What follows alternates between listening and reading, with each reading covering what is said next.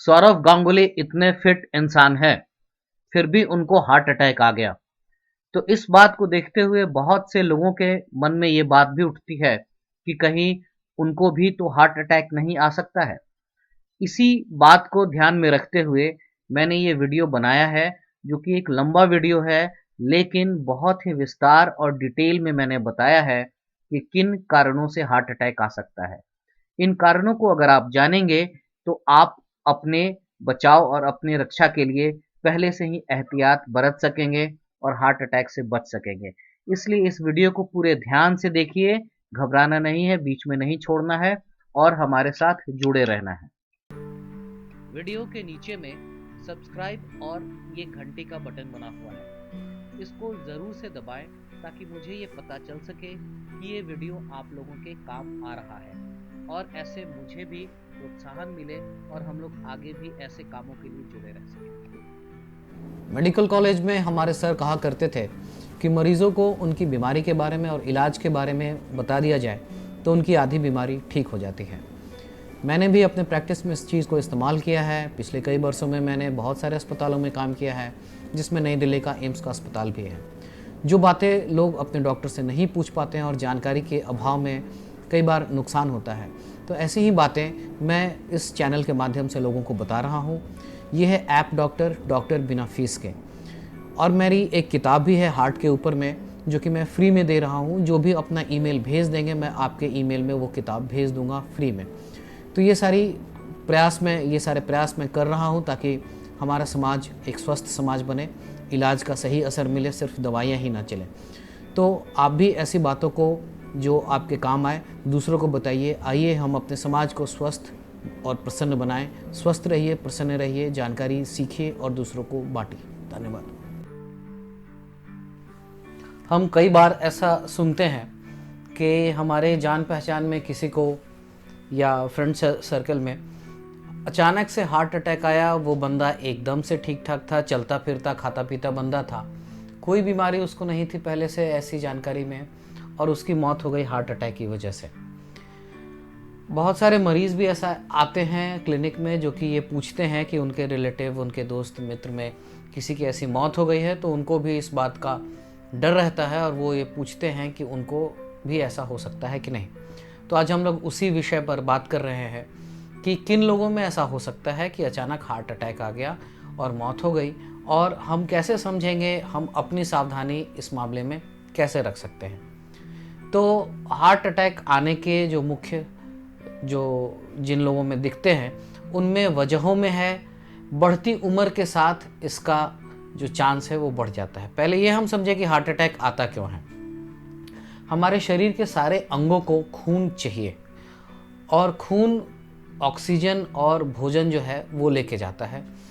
तो ये खून नसें पहुंचाती हैं, सारे अंगों को पहुंचाती हैं, हमारे किडनी को, हमारे मांसपेशियों को, हमारे लिवर को। तो ऐसे ही हार्ट हमारा एक पंप है जो कि खून पंप कर रहा है। तो हार्ट को भी ये खून चाहिए, और खून को जो नसें हार्ट के लिए ले जाती हैं, उन नसों को कहते हैं हम लोग कोरोनरी आर्टरीज। तो यही आर्टरी जो हैं वो खून पहुंचा रही हैं हार्ट में। अब किसी तरीके से खून का बहाव रुक जाए तो हार्ट अटैक आता है, या खून का बहाव कम हो जाए तो भी हार्ट अटैक आता है। आपने बचपन में किया होगा ज़रूर से कि आप एक उंगली पर एक रबर बैंड बांध लें। रबर बैंड बांध लेने के बाद थोड़ी देर में देखेंगे कि उंगली नीली पड़ रही है, उसमें दर्द भी होने लगता है। तो ऐसा ही होता है। ये क्यों होता है? क्योंकि खून का बहाव वहाँ पे रुक गया। तो ऐसा ही खून का बहाव जब हार्ट में रुक जाएगा तो वहाँ पर भी ऐसा ही हार्ट की का वो मसल्स जो हैं वो नीले पड़ जाएंगे, वहाँ पे दर्द होगा, और इसको हम लोग हार्ट अटैक कहते हैं। इन्हीं आर्टरीज में खून का बहाव क्यों कम होता है? जो मुख्य कारण ये है कि ऐसा हम समझे कि अगर किसी पाइप से हमारे घर में पानी आता है तो समय के साथ उस पाइप में धीरे धीरे काई लग जाती है। काई लगने से पाइप जो है वो उसके भीतर का जो डायमीटर होता है, उसकी जो जगह होती है, वो कम पड़ती जाती है।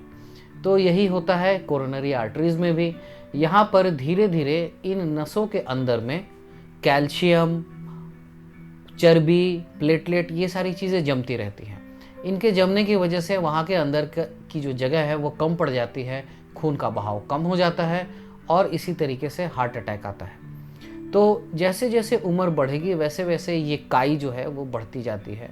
तो इसीलिए कहा जाता है कि बढ़ती उम्र के साथ हार्ट अटैक की संभावना जो है वो बढ़ती जाएगी। लेकिन मैंने अपने प्रैक्टिस में देखा है कि सबसे कम उम्र का जो लड़का मैंने देखा था, 22 साल उम्र थी और उसको हार्ट अटैक आ गया था। बंदा हॉस्पिटल के सामने से ही गुजर रहा था, समझदार था, उसको सीने में दर्द हुआ और वो सीधा हॉस्पिटल आ गया। वहाँ पे जब जांच करके हमने देखा तो उसकी नस में ब्लॉक था और उसको हार्ट अटैक आया हुआ था। खैर उसकी स्टेंटिंग हो गई, वो एकदम ठीक ठाक होके चला गया।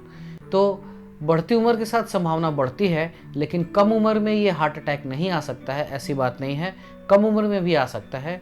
तो इसके लिए जो वार्निंग साइंस मैं अभी आगे बताऊंगा, अगर ऐसे साइंस हैं, अगर ऐसे लक्षण आपको महसूस होते हैं तो आपको इस बात का ख्याल रखना पड़ेगा कि आपको भी हार्ट अटैक आ सकता है।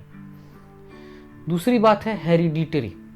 यदि आपके माता पिता में से किसी को, फर्स्ट डिग्री रिलेटिव को, और उससे भी ज़्यादा अगर आपके भाई बहन को हार्ट अटैक या ऐसी कोई बीमारी, नसों में बहाव कम होने की बीमारी रही है, तो आप में भी इसकी संभावना बढ़ जाती है, फर्स्ट डिग्री रिलेटिव। और ज़्यादा, उससे भी ज़्यादा होता है कि अगर भाई बहन में है तो इसकी संभावना आप में भी बढ़ती है। तो ऐसे में भी आप इस बात का ख्याल रखें। तीसरी बात है ब्लड प्रेशर ज़्यादा होना। ब्लड प्रेशर जिसका ज़्यादा होगा, तो जैसे अगर कभी गार्डन में पानी आप डाल रहे हो तो आप देखें कि अगर उसके अगले हिस्से को दबा लेंगे तो प्रेशर बहुत बढ़ जाता है। तो वैसे ही नसों में कुछ ऐसे बदलाव होते हैं कि उनमें खून को बहाने के लिए ज़्यादा प्रेशर की ज़रूरत पड़ती है। ऐसे में हमारे हार्ट को ज़्यादा ताकत लगाकर खून पंप करना पड़ेगा बॉडी में। तो ऐसे में जब ज़्यादा ताकत लगाकर हार्ट खून पंप करेगा तो उसको खुद भी ज़्यादा ऑक्सीजन और ज़्यादा भोजन की ज़रूरत पड़ेगी। ऐसे में उस पर, हार्ट पर प्रेशर पड़ता है।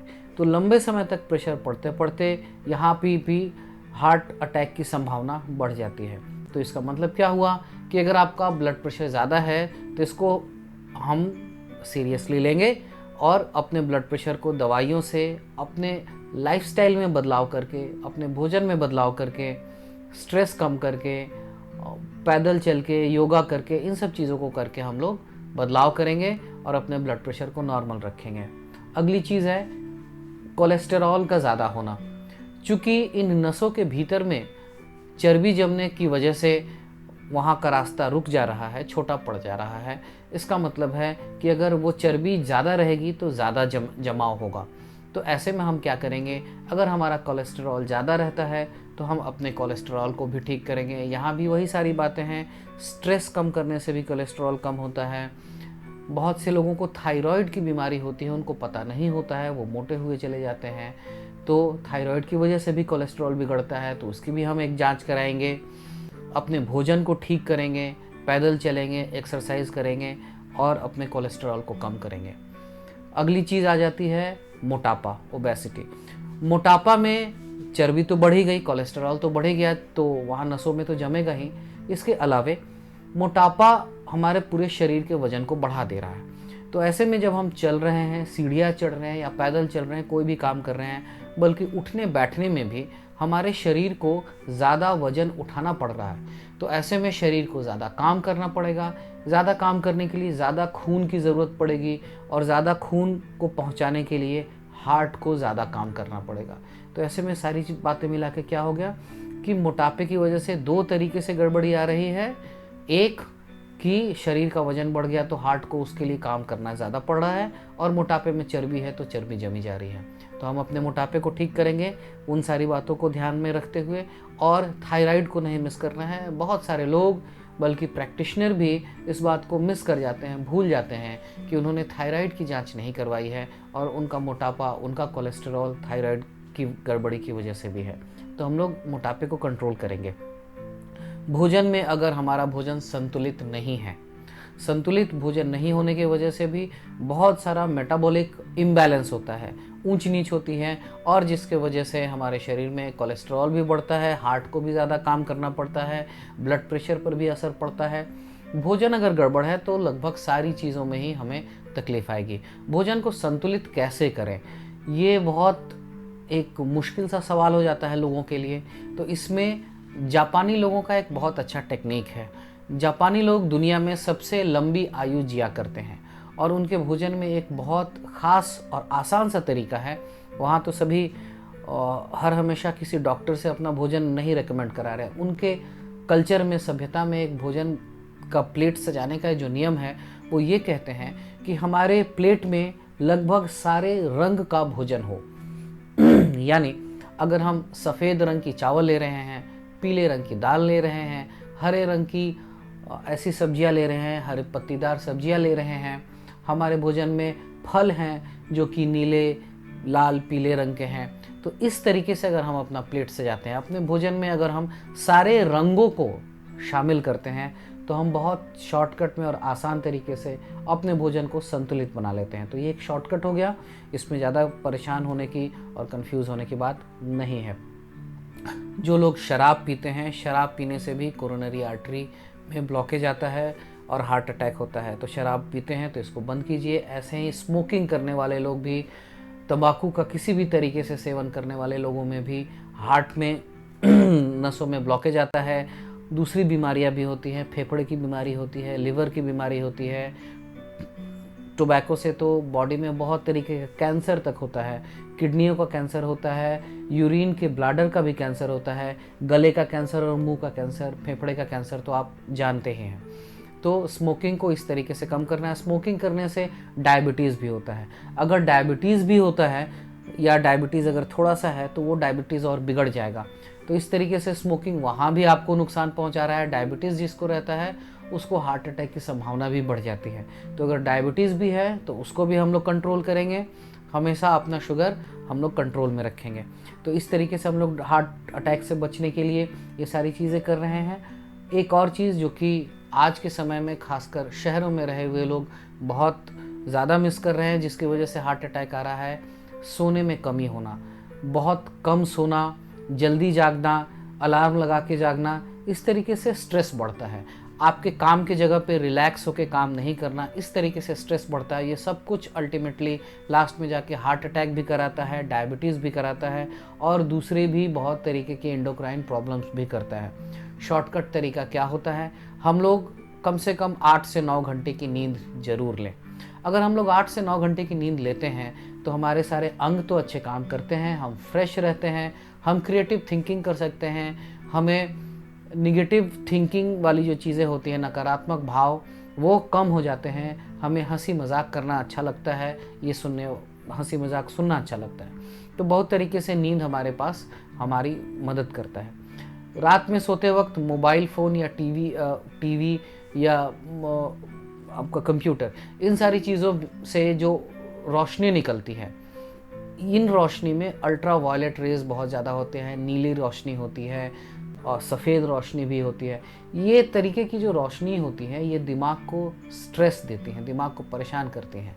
इसके वजह से नींद भी नहीं आती है, लंबा सोने के बाद भी फ्रेश फील नहीं करेंगे। तो रात में सोने के 2 घंटे पहले इन सारी चीज़ों से किनारा करके सोना चाहिए। इन सारी चीज़ों से किनारा करके सोएंगे तो बहुत साउंड स्लीप होगा।